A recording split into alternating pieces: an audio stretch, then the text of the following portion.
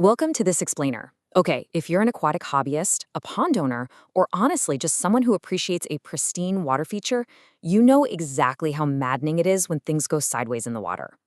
Today, we're targeting a very specific, incredibly stubborn invader.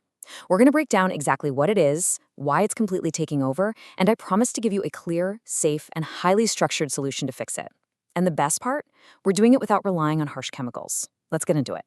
So tell me, is red slime ruining your aquarium or pond right now? If you're nodding your head, look, you are definitely not alone. This rapidly spreading aquatic menace can literally pop up overnight, coating your beautiful underwater landscape in this thick, just unsightly film.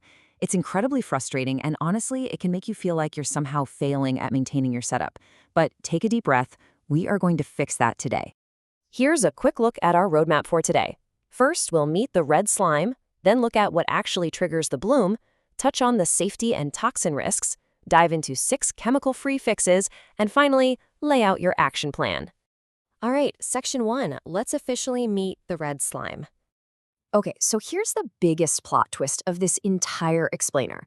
This super frustrating red slime is actually an imposter. It isn't algae at all. I know, it looks like algae, it acts like algae, but it is actually cyanobacteria. We're talking about microscopic bacteria that clump together to form those nasty, thick mats, films, or streaks you're seeing everywhere. And because it's a bacteria and not an algae, treating it like standard algae is exactly why so many people fail to get rid of it.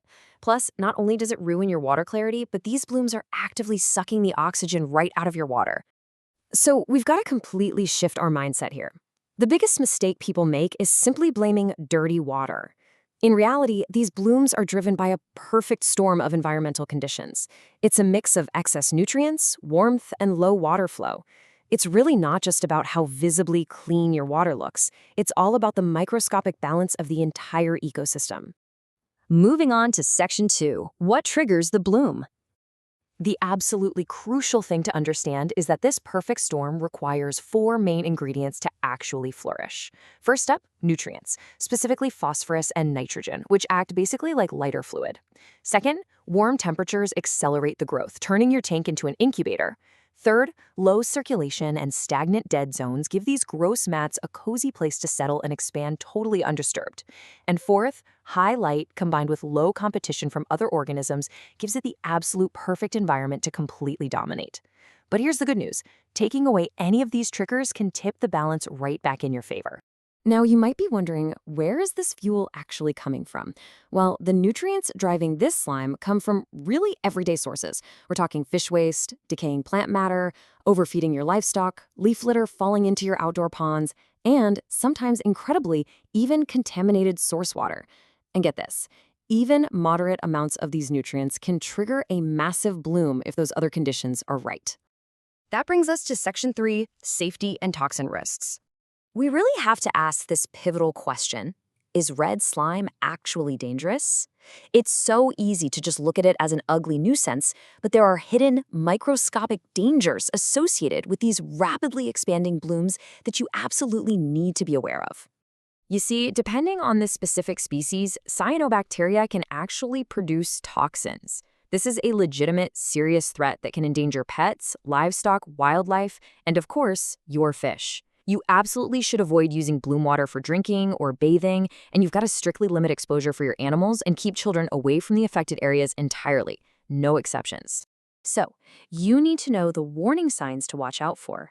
If you see a persistent scum on the surface that just won't break up, if you notice strong, honestly foul odors coming from the water, if you see dead or visibly distressed aquatic animals, or if the water is heavily discolored across a really wide area, these are major red flags. If you see these signs, you might actually need to contact a qualified aquatic professional or your local water authority for guidance. Remember, safety always comes first here. Okay, let's pivot to the solutions. Section 4, 6 chemical-free fixes. Fix number 1, physically remove the mats and films. Your absolute first quick fix is to literally get that biomass out of the water. You can skim the surface or gently vacuum the affected areas. But, and this is absolutely critical, do this gently. You want to carefully siphon it out without stirring it back into the water column. Because if you do, it'll just spread those bacteria to totally new areas of your tank or pond. Next up, fix number 2. You've got to reduce nutrient inputs immediately. Think back to those fuel sources we talked about. You need to cut them off.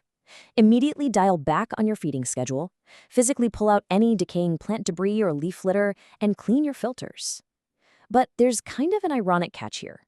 Don't clean those filters too aggressively. You really want to preserve your beneficial biofilms, so just be sure not to strip them completely bare. Moving to fix number 3, improve circulation and aeration. Remember, cyanobacteria loves stagnant water, so let's increase that water movement. Reposition your water pumps to eliminate those annoying, stagnant, dead zones. You're trying to ensure a uniform, consistent flow throughout the entire system. Honestly, in aquariums, just getting adequate filtration turnover can show noticeable improvements in a matter of days. It's a real game changer. Fix number 4 is using shade or light reduction. This bacteria relies really heavily on light to grow so rapidly. So you can use partial shading for outdoor ponds, or gradually dim your lighting schedule for indoor aquariums to just slow that bacterial growth right down. Just make sure you do it gradually, okay? You don't want to accidentally shock your fish or your beneficial plants. Fix number 5, add or restore competitive biology. In any healthy ecosystem, different organisms are always fighting for the exact same resources. So introduce some healthy, fast-growing plants and beneficial microbes to your pond or tank. They'll step in and naturally outcompete the cyanobacteria for all those available nutrients. You are literally starving the red slime right out of existence. And finally, fix number 6, manage temperature and oxygen. Cyanobacteria blooms are notorious for severely depleting oxygen, especially when the water gets warm. Prioritize aeration and surface agitation. Upgrading your oxygenation not only fights the totally stagnant conditions the slime loves, but it's absolutely vital for protecting your fish and aquatic life while you're fighting off the bloom. Before we wrap up the fixes, I want to highlight this really powerful quote directly from our source material. Understanding what triggers cyanobacteria is the fastest path to control. This perfectly encapsulates our entire strategy today. Treating the root cause is your ultimate secret weapon. Sure, simply dumping harsh algicides into the water might seem like a super easy, quick fix, but it doesn't change the underlying environment at all. By altering the triggers, you solve the problem for good. All right, section 5. Let's lay out your action plan. Here is your immediate workflow to tackle this whole thing systematically. Step 1, siphon out the mats right away. Step 2, instantly pull back on feeding to cut those nutrients. And step 3, upgrade your system's flow, adjust the light, and monitor the temperature. Think of this as a complete, top-to-bottom ecosystem reset. Now, please, you have to stay persistent. I really want to reassure you that you should expect to repeat the physical removal process for the first 1 to 2 weeks. Don't get discouraged. It takes a little bit of time for those environmental conditions to shift and for the whole system to stabilize. But by fixing the actual underlying drivers, you will ultimately weaken the bloom and win the war. And you'll do it all without resorting to harsh chemicals. So, you now have a totally chemical-free arsenal to eradicate red slime once and for all. But, it kind of begs a much bigger question. If cyanobacteria was able to completely hijack your ecosystem because of just a few invisible imbalances, what other microscopic battles are secretly waging in your water right now? Thank you so much for joining me on this explainer, and I'll catch you next time.